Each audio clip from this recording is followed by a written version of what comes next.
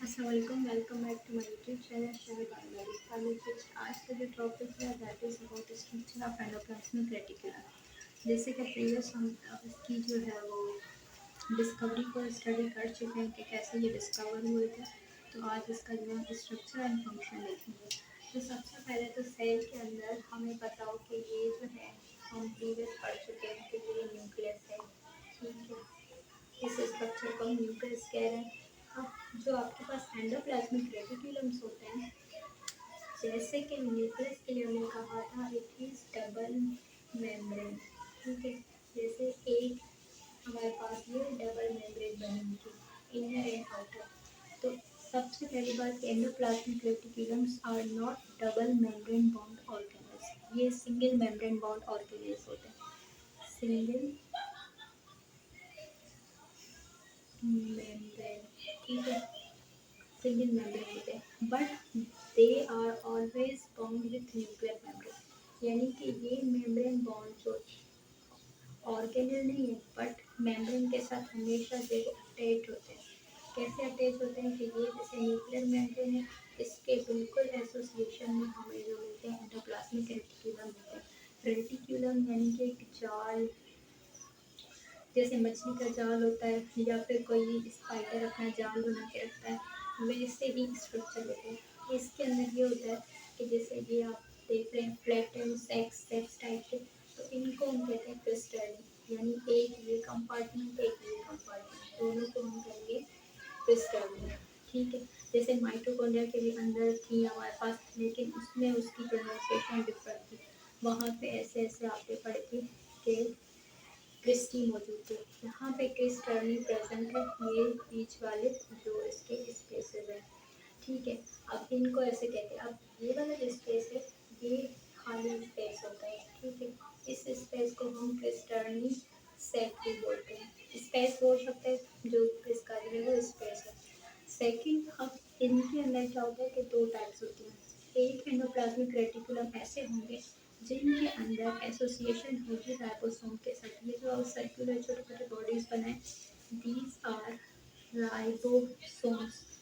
Ribosomes भी हमारे पास single membrane bound organelles है। इनको जो है राइबोसोम को प्रोटीन फैक्ट्रीज ऑफ सेल भी कहा जाता है। ये हमेशा जो है वो एसोसिएटेड होते हैं। इसकी मतलब जो जाल जो बना हुआ है उसके ऊपर अटैच फॉर्म में हमें दिख रहा होता है, ठीक है। तो इसीलिए फिर ये जो एंडोप्लाज्मिक रेटिकुलम का सरफेस क्या हो जाता है, रफ टाइप हो जाता है। तो इसी से जो है इन्होंने जो है वो नाम दिया गया है रफ एंडोप्लाज्मिक रेटिकुलम। यानी कि अगर हम एंडोप्लाज्मिक रेटिकुलम को एंडोप्लाज्मिक रेटिकुलम को डिवाइड करें तो हमारे पास एक आते हैं स्मूथ, ठीक है, एक आएंगे रफ, ठीक है। तो इसको हम कहते हैं SER, ये हो गया RER, ठीक है। ये ऐसे ही हम शॉर्ट फॉर्म लिखते हैं। तो अगर आप ये वाला स्ट्रक्चर देखें जो एंडोप्लाज्मिक रेटिकुलम का है, इसके अंदर राइबोसोम की एसोसिएशन नहीं है, तो ये हो जाएंगे स्मूथ। जिनके साथ राइबोसोम्स की एसोसिएशन है, अटैच्ड है, तो वो हो जाएंगे रफ। तो अब दोनों में जो है एक डिफरेंस आ गया कि इसमें हमें जो है वो हमेशा रफ एसोसिएटेड रहेंगे, ठीक है। प्लस स्मूथ जो होते हैं उनका फंक्शन क्या होता है, लिपिड को बनाना। लिपिड जो भी आपकी बॉडी के अंदर बन रहा है, और स्पेशली ये जो है प्रोड्यूस करते हैं मोस्टली और प्रेजेंट होते हैं आपके जितने भी मतलब के हार्मोन्स हैं, जैसे कि स्टीरॉइड्स हो गए। तो उस टाइप के जर्म सेल्स में भी ये वाले जो है स्मूथ एंडोप्लाज्मिक रेटिकुलम की कंसंट्रेशन ज़्यादा होगी। यानी एक सेल है, अगर एक सेल के अंदर रफ एंडोप्लाज्मिक रेटिकुलम बहुत ज़्यादा है तो वो कौन से टाइप के सेल्स होंगे, तो वो स्पेशली जहाँ पे लिपिड की नीड ज़्यादा है तो वहाँ पे हो सकते हैं। ऐसे ही रफ एंडोप्लाज्मिक रेटिकुलम एसोसिएटेड होता है मोस्ट ऑफ टाइम प्रोटीन से रिलेटेड। तो जैसे कि आपके स्लाइवरी स्लाइवा है वहाँ पे प्रेजेंट होंगे, उस टाइप के सेल्स में जो है इनकी क्वांटिटी ज़्यादा होगी रफ एंडोप्लाज्मिक रेटिकुलम की।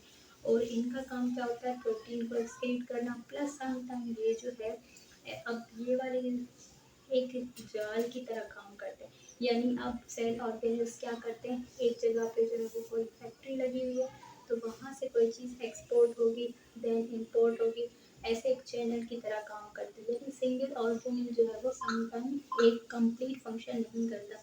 जैसे कि प्रोटीन बनाने का काम है राइबोसोम्स करेंगे एंडोप्लाज्मिक रेटिकुलम के एसोसिएशन के साथ, प्लस कुछ एंजाइम भी एक्सक्रीट करेंगे। तो ये वाले एंजाइम जितना भी काम होगा वो फर्दर गोल्जी बॉडी को सेंड करेंगे। फिर गोल्जी बॉडी अपनी वेसिकल्स जो है, जैसे इसके 2 वेसिकल्स होंगे, उनसे वो उसको ट्रांसफ़र करेगी और बॉडी में जो है फर्दर जो है वो एक नेटवर्क की तरह काम होता है। तो एंडोप्लाज्मिक रेटिकुलम हमारे पास साइट ऑफ फोटोसिंथेसाइज भी है, जैसे कि हम इसको कहते हैं राइबोसोम्स को, वो प्रोटीन फैक्ट्री है। तो इनका काम भी ये होता है। स्मूथ हमारे पास मोस्टली जो है लिपिड से रिलेटेड जितने भी फंक्शंस होते हैं उनमें हेल्प आउट करता है। होप सो कि आपको समझ आ गया होगा स्ट्रक्चर और उसका function. That's all today. Thank you so much.